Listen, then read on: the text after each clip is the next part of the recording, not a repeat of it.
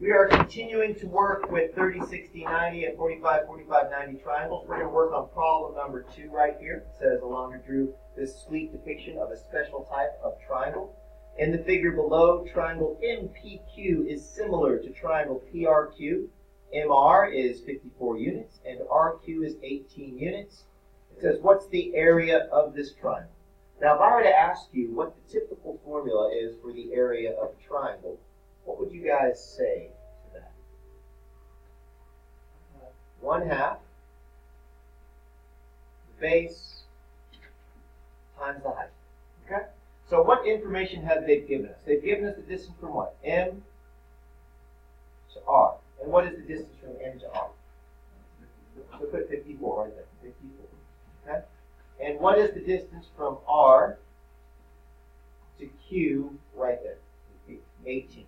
Now what I'd like you to do, okay, is I'd like you to understand that the distance all the way across right there, that distance in this triangle would be referred to as the base of that triangle. That could be considered the base of the triangle.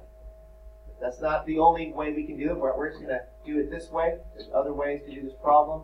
But what would you say if you added those two together? What would be the length of the base? 72. So guess what? We're halfway done. We're halfway done with the problem. Now I'm going to shade in a different color for the height. Because understand, if that's the base from here to here, the height always has to be perpendicular to the base. So can everybody see this height right there? That's the height of your triangle. Now, do you see the 30-degree angle right here? If that's a 30-degree angle and this is a 90, what does this corner up here have to be? 60 degrees. Very good. So what I'd like you to do right now is I would like you to write 30 degrees, 60 degrees, 90 degrees. Put x radical 3, and a 2x right there.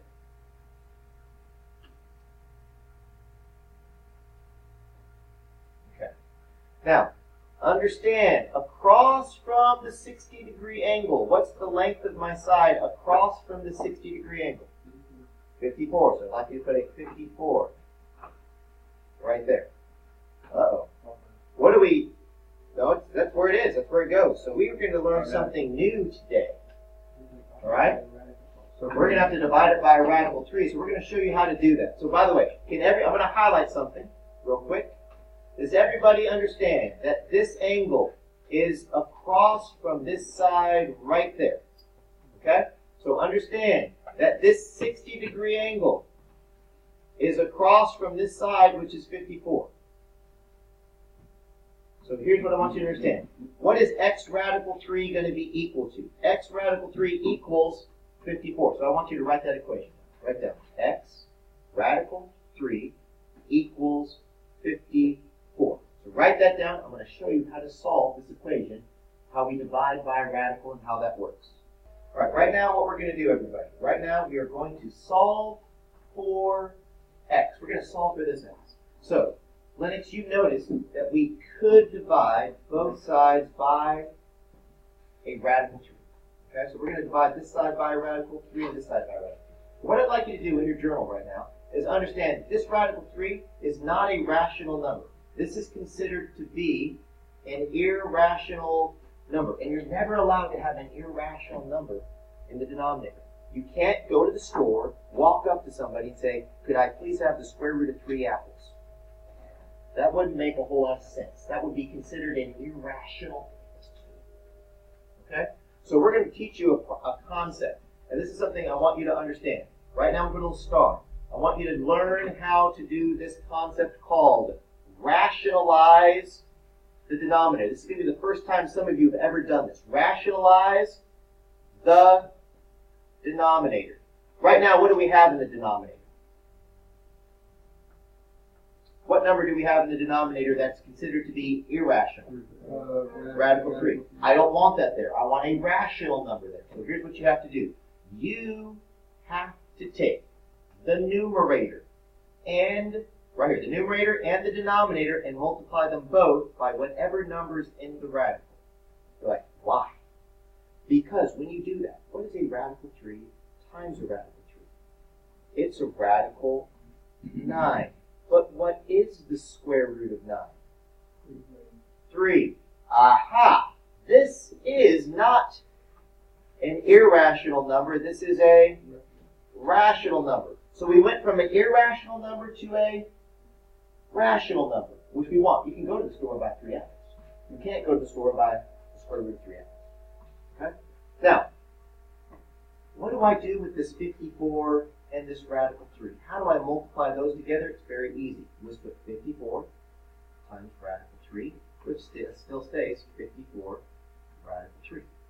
Now, here's the part that students will forget. Can 3 go into 54? No.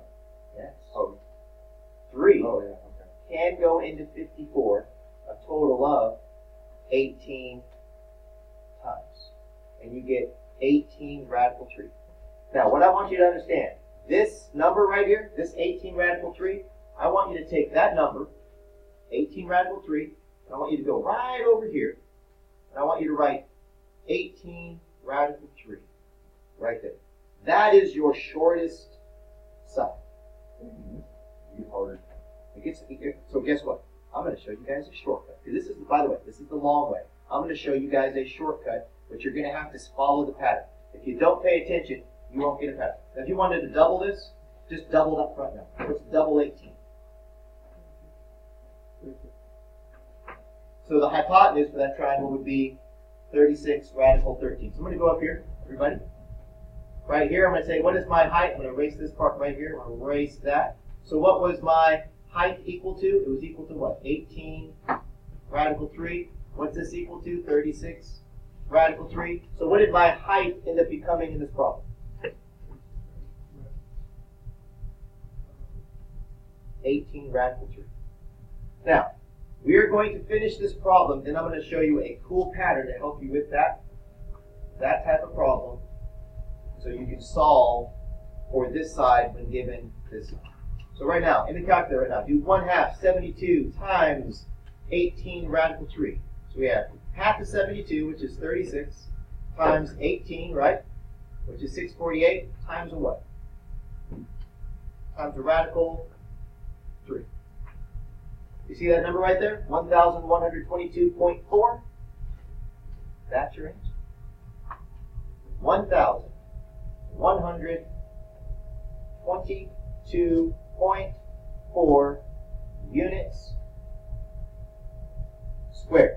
Now the exact answer, everybody, would be 648 radical 3. That's the exact answer. That's your approximate answer. So what is the area of the triangle? The area of the triangle is 1,122.4 units squared, or 648 radical 3 units squared. Okay? So before we go on to the shortcut, I want you guys to see something. What did we have to divide both sides to start with? We had to divide both sides by a radical 3. Let me show you something real quick.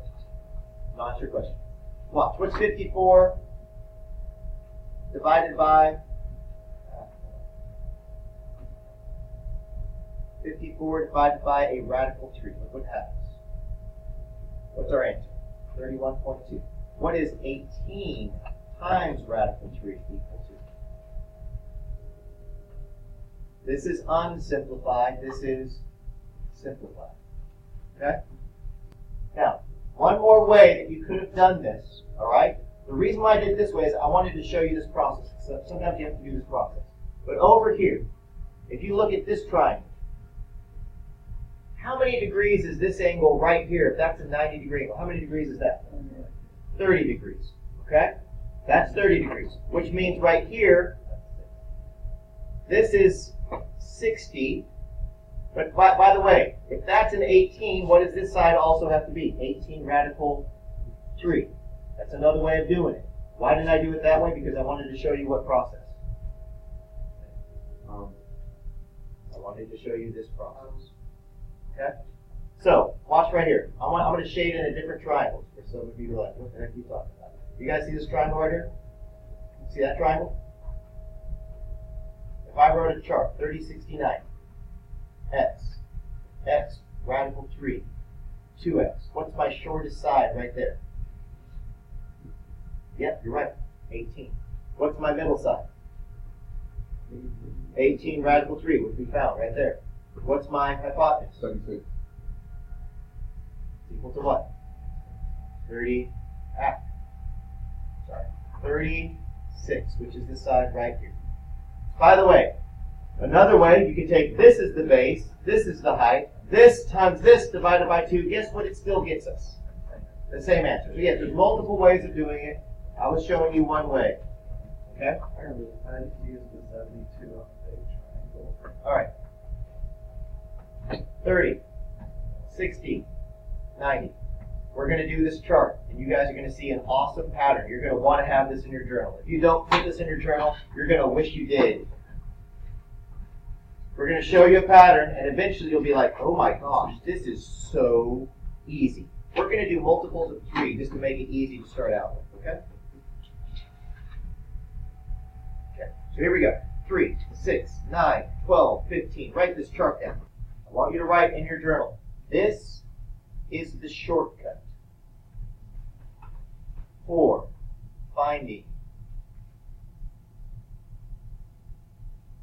x. And what does x always equal? The shortest side, the short side. Okay? Step 1. Take 1/3 of your middle side. Now, what is your middle side? It's across from what angle? It's across from 60 degrees. You take 1/3 of your middle side. Now, by the way, when I say take 1/3 of, what are you going to do? Or you can divide it by 3. You take 1/3 of it or divide by 3. Step 2, multiply that answer by a radical 3.